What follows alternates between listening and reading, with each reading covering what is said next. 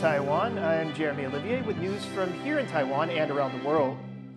Taiwan and China are asking one another to face the facts about Taiwan's sovereignty. The problem is, neither side can agree on what those facts are. The latest back and forth comes a day after the one-year anniversary of President Ching-te's inauguration. Reese Ayers has been following the rhetoric and is live from our newsroom in Taipei. Reese, what has China said and how is Taiwan responding? As you mentioned there, Jeremy, both sides saying that the other needs to face the reality of the situation.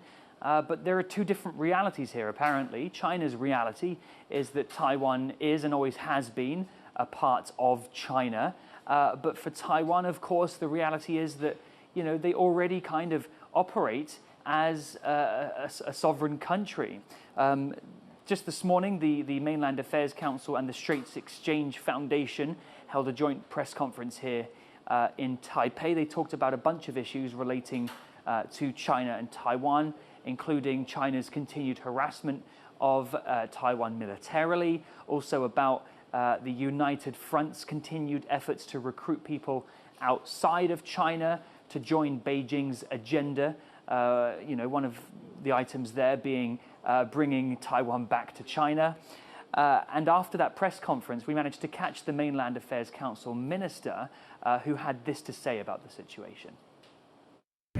也要务实面对这个台湾人民对于自由民主生活方式的坚持，也要务实面对两岸互不隶属的客观事实与台海现状。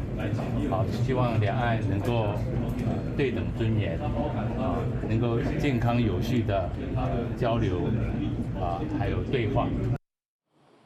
So the minister there restating President Lai's offer of dialogue that he made yesterday. And all this was in response to something, a press release, a statement from China's Taiwan Affairs Office, where they accused Taiwan's leadership of being contradictory, saying that President Lai continues to hold on to his separatist stance and that he relies on support from foreign countries to try and help establish Taiwan's sovereignty, while also at the same time pretending to be willing to have that dialogue. The Taiwan Affairs Office went on to say that if there was to be a dialogue, it can only ever happen once Taiwan recognizes that it belongs to China, repeating a threat that they've said many, many times, that Taiwan will eventually and inevitably be unified with the motherland. So probably not any chance of a dialogue happening anytime soon, as we've got conflicting opinions and messages coming from Taiwan and China. There's no new rhetoric here. These are messages that both sides have been towing for a long time. But this all comes one day after President Lai's inauguration, the first anniversary of his inauguration, where he, as I said, offered dialogue to China on a foundation of equality and dignity. There hasn't been much of a military response from China as of yet, as some were expecting, though officials say they're still on high alert in case of any action around Taiwan. China does tend to react with military drills around times like these. Last year, it happened 3 days after President Lai's inauguration. So for now, in Taiwan, folks are still watching the seas and the skies in case of any military response. Thanks for that update, Reese. That was Reese Ayers live from Taipei. Taiwan's Mainland Affairs Council, which governs cross-strait issues, is warning the public about the rising risk of traveling to China. Council Minister Chiu Chui-zheng has told lawmakers that in just under a year and a half since last January, the agency received 89 reports of Taiwanese people who have gone missing or are suspected of being detained in China, as well as 13 more cases of Taiwanese being temporarily held and interrogated there. China considers Taiwan part of its territory. It issued a set of guidelines last year to punish what it calls die-hard Taiwan separatists. As China ramps up its military activities around Taiwan, U.S. Secretary of State Marco Rubio has told a Senate hearing that deterrence and alliances remain key to Taiwan's security. And I think deterrence obviously begins with Taiwan's own self-defense capabilities. And the harder they are to take militarily, the more time I think they buy for themselves in that regard. I think it continues by having a credible regional deterrent, not just the United States, but Japan and other allied countries around the world. Rubio's comments come as Taiwan's President Ching-te marked his first year in office, prompting China to reiterate that unification across the Taiwan Strait is inevitable. The U.S.'s top diplomat also said regional security in the Indo-Pacific hinges on stability worldwide. We have to understand that anytime there's a conflict in the Middle East or a conflict in Europe or what have you, that we have to dedicate resources and time to that. That's time and resources that we're not dedicating to the Indo-Pacific. During the Senate hearing, Rubio stressed that the top priority is ending the war in Ukraine so that more resources can be used to resolve long-term issues in the Indo-Pacific. U.S. President Donald Trump says he has chosen a design for his plan to build a missile shield system. He says the Golden Dome should be operational in about 3 years. Once fully constructed, the Golden Dome will be capable of intercepting missiles even if they are launched from other sides of the world and even if they are launched from space. Trump says the dome will be important for the success and survival of the United States. The Pentagon has warned for years that Chinese and Russian missiles are so advanced that the U.S. must develop new countermeasures. Trump said his plan would cost $175 billion, but there is no money for it yet, and it could face scrutiny from Democratic lawmakers. Trump has asked Congress for an initial $25 billion. At a packed closed-door press conference in Taipei, geopolitics took center stage. That's as Nvidia CEO Jensen Huang addressed the media alongside the Computex trade show. Cameras were not allowed, but our reporter Chris Gorin was there and has the inside scoop. There's one undeniable star at this year's Computex, Nvidia CEO Jensen Huang, and he had a lot to say about China and U.S. export controls at a Q&A on the sidelines of the show here in Taipei. Now, while audio and video recording was not allowed inside during the press conference, he did address reporters outside the venue, and he was asked about his opinion on U.S. tariffs. What's your opinion? I don't have an opinion on that.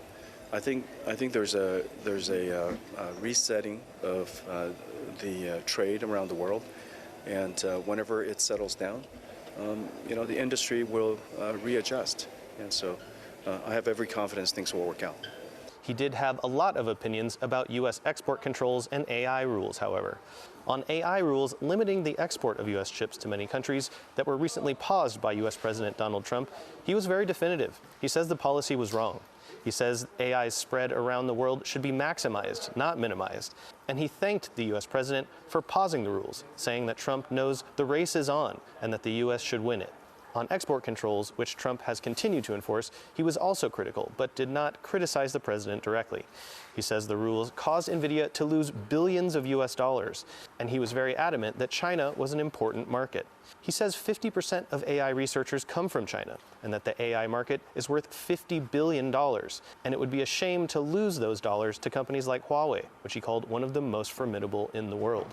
And when asked about a previously unconfirmed Shanghai R&D center, he downplayed it, saying that they are just leasing a bigger building there. And that's similar to what he had to say about Nvidia's newly announced expanded Taipei office known as Constellation.